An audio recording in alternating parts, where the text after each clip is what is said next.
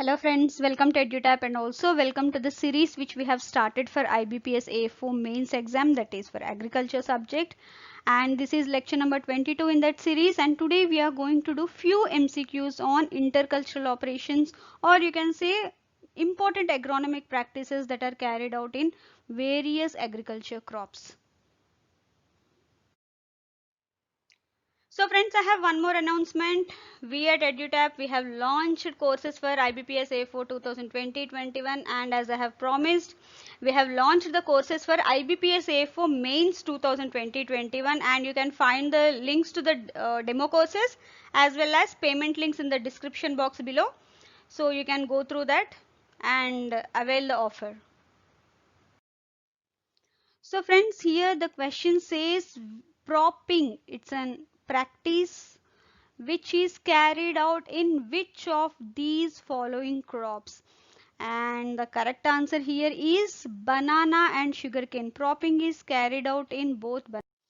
So friends, propping is nothing but it is to provide support to the crop to avoid lodging, we know, which occurs generally due to high speed winds, and this also helps in uniform development of the crop. And propping is generally carried out in both banana and sugarcane crops. As you can see, these are the photographs related to propping in banana and propping in sugarcane. As you can see here, in banana, propping is done by putting two bamboo shoots here which forms a triangle, and thereby providing support to the crop from, this is the bunch, that is fruiting bunch, and it is providing support to the plant so that with the heaviness of this fruiting bunch the plant might not lodge. Next, propping in sugarcane. As you can see, these are propped with the help of the lowest leaves, or the leaves which are present on the lower portion. So this is how they they support each other not to fall off due to high wind speeds. So friends, next comes is nipping in gram is carried out after how many days after sowing. See, nipping is nothing but it is the removal of the topmost or the apical bud. See, if this is the plant and this is the apical bud, when this bud is removed, it induces the growth of lateral branches, and when it does, this will increase the number of flowers that grow, and then the more the number of flowers, the more the number of pods, and the more the number of pods, obviously yield would be high. So nipping in gram is carried out after 30 to 40 days after sowing. So as you can see here, nipping is also carried in cotton crop. See, it stops the apical growth and promotes lateral branching, thereby producing more pods and flowers, and yield is increased. This is nothing but plucking the apical buds of crops, done after about 30 to 40 days after sowing. So friends, next comes is which of the following pairs is not true?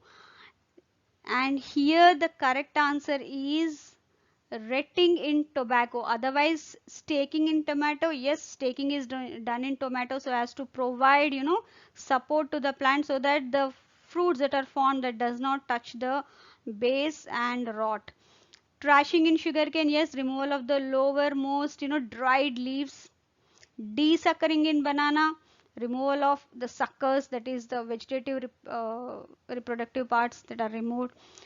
And here, as you can see, retting is a process that is not done in tobacco, but they are done in jute to extract the fibers from the jute stems. And here they are steeped in water, and then for at least 60 centimeters to 100 centimeters depth, and with an optimum temperature of 34 degrees centigrade. After few days, the cellulose over that fibers get dissolved in water, then they are cleaned and the fibers are extracted. Desuckering, removal of unwanted suckers to reduce internal competition with the mother plant. Staking, again, it keeps the vines and tomatoes off the ground. Fruits is cleaner and less rotting. Earlier harvest can be taken, and each tomato is larger than if not staked. It's easier to pick tomatoes and to work around the plant. So stick is put and it is tied to the plant so that it gives good support. This is called staking.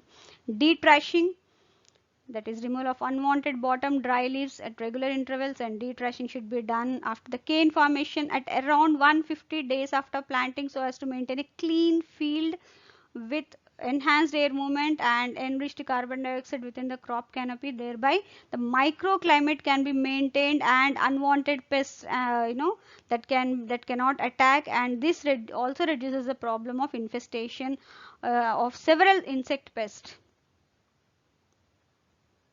So friends, here comes the next question. Removal of matured leaves from the tobacco plant is called as.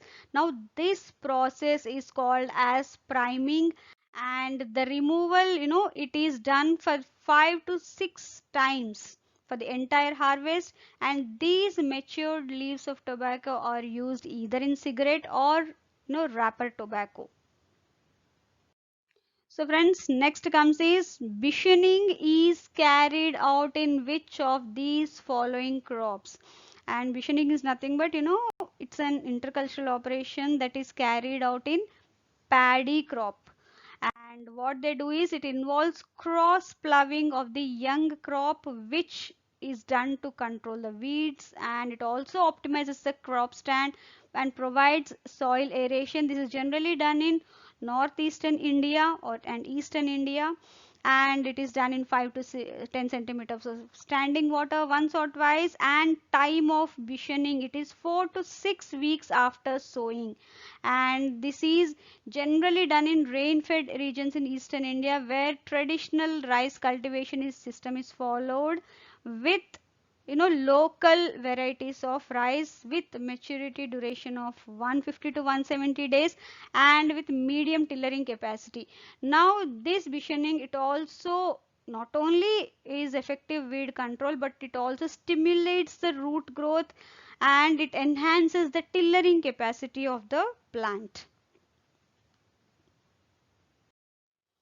So friends, here comes the most awaited section of the lecture, that is answer of the day. In the last lecture I had asked you a question on what is the disease which particularly is a devastating problem in a worm bin, that is vermicomposting process, and this disease which is caused due to protein poisoning. I also asked you to give me some symptoms of the disease also, and here this disease is nothing but it's called as string of pearls or sore crop, and this is one of the serious disease and in during vermicomposting process, and it forms a deformation of the earthworms, as in this the intestine rupture inevitably killing the worm itself. As you can see here, they form a string of pearl sort, that's why it's called as string of pearls. And why does it happen? See, when the protein rich foods are more in quantity in the whatever the compost feed that is being fed to the worms, what happens is greater they produce greater quantity of acidic compounds as they break down, and this if this acid is not neutralized by providing calcium to the bin, the protein poisoning is inevitable in these earthworms because of this. So because of that, the string of pearls or sore crop can happen, thereby complete loss of earthworms might happen. So this needs to be taken care. Calcium needs to be supplied to the feed regularly so as to balance these acidic compounds that are broken down because of protein rich foods. So friends, here comes the question of the day. For today's lecture, the question is, in which type of wind erosion fine soil particles less than 1 mm diameter which are suspended on the air are kicked up, suspended in the air are kicked up and taken away to distant places? Now what is the type of wind erosion called? See, there are various types of wind erosions, of which this is one of that. This is the hint I have given. So thank you very much friends for watching this video, and if you have any queries, please write to us at hello@edutype.co.in, and if you have any queries you can even reach us at the number given here. Thank you very much.